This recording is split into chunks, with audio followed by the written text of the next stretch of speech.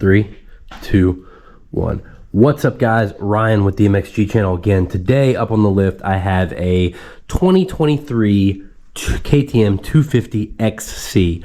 I did a previous video about the 125 XC. I shot that video in 1080 Super View. I'm shooting this video in 5.3K linear.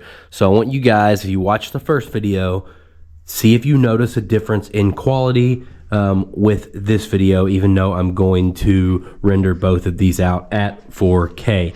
All right, so let's learn about the 2023 KTM 250 XC. Obviously, all the jazz this year has been the new throttle body injection. But that's really, I mean, it's just part of the story. The bike is completely updated for this year. All the 2-strokes and all the 4-strokes were. Let me see, where can we start? Well, since I'm looking at the clutch right here, let's start with the DDS clutch. DDS stands for dampened diaphragm steel. It includes a single steel pressure plate instead of the traditional like 5 or 6 coil springs you'll see on other bikes.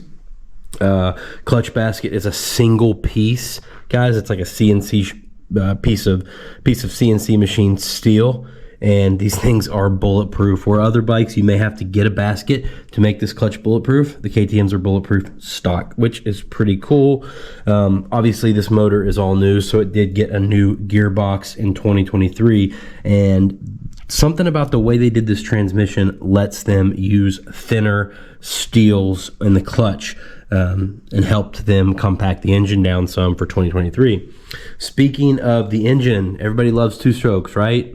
Relatively low maintenance, relatively low cost to race comparative with a high performance 4-stroke motor.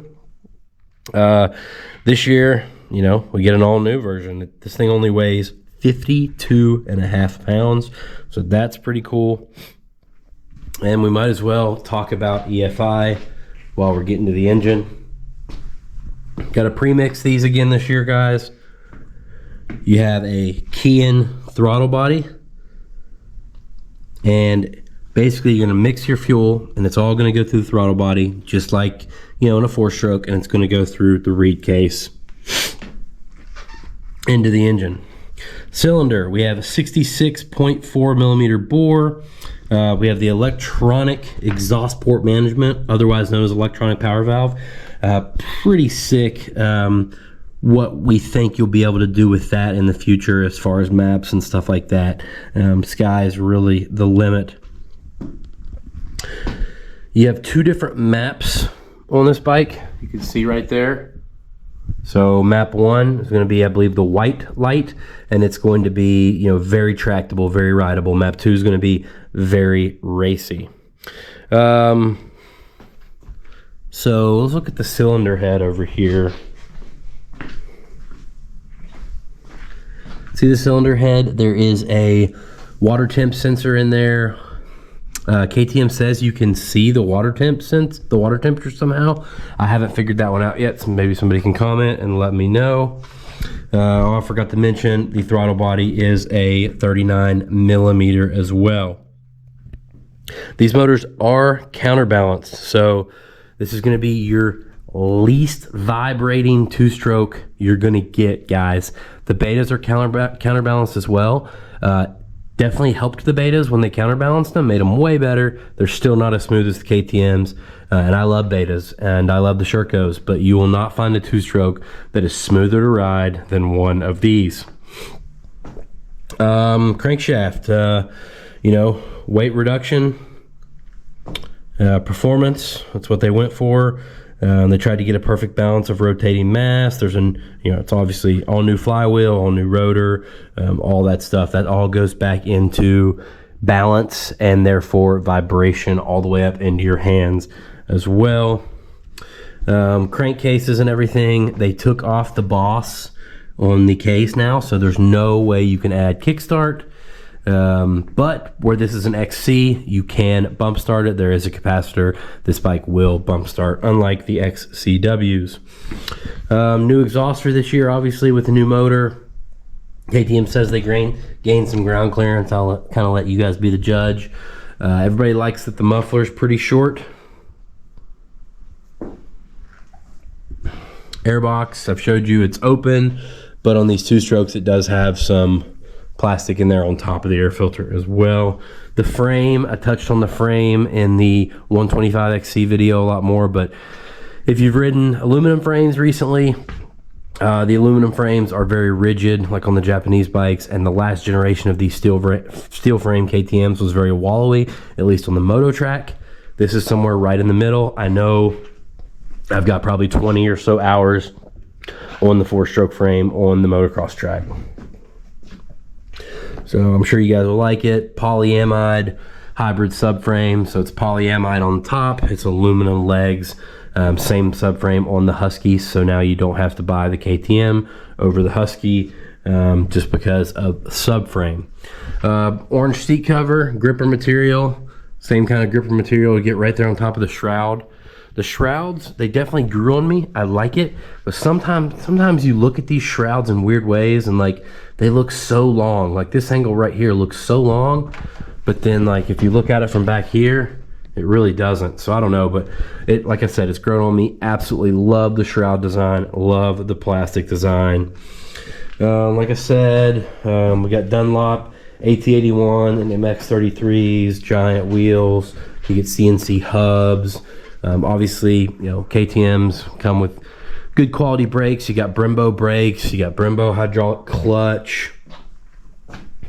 Solid stuff, guys. I mean, obviously the best components. I feel like I'm saying all the same stuff I did in the 125 video, but that's because, you know, a lot of it's the same bike. Besides the power plant, it is the same bike. So you do get the 48mm WP exact forks, and you do get the new shortened shock. The new shock gives you hand adjustable high speed, low speed comp, hand adjustable rebound. It is a shorter shock, but it still has the same length of travel as the old shock. I want to say it's 300 millimeters. You got the neck and bars. I told you about the hydraulic clutch. Fuel tank this year is 2.24 gallons. Same on the 125, same on all the other 2-strokes. I feel like I need to mention again the foot pegs. The foot pegs are the first thing I noticed when I got on the new generation bike. Something about the way they're placed and the way they're shaped. Your feet will love these things. Just feels more comfortable. The rider triangle is more comfortable this year. You have more grip area on the shrouds. Just the bike all around, guys, is way better. So if you liked the old generation, which would be what, like the 19 to 22 pretty much, if you like that one, you're absolutely going to love this one. Trust me, I've ridden this one. I've ridden the moto version. They are a blast. I've got some videos up on describing what it's like to ride a TBI bike, but real quick, I'll just tell you, it's like a perfectly jetted carb. But even a perfectly jetted carb has little bits of inconsistencies throughout the power band, throughout the rev range, and this one does not. It also pulls longer than any motorcycle I've ever ridden in my life. Just revs out forever. I am so excited to see what the moto community is going to do with this bike, what the aftermarket scene is going to offer for this machine. You can see there still is like a crankcase pressure sensor there, but it's a little different.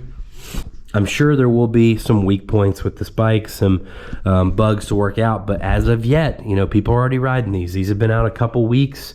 I know some guys, shout out to Morgan over there at Highland Cycles. I think he's got a 300XC, which he's already dropped like a ton of videos on. He's already taken the head off. He's got the whole back end of the bike off. He's revalving the suspension.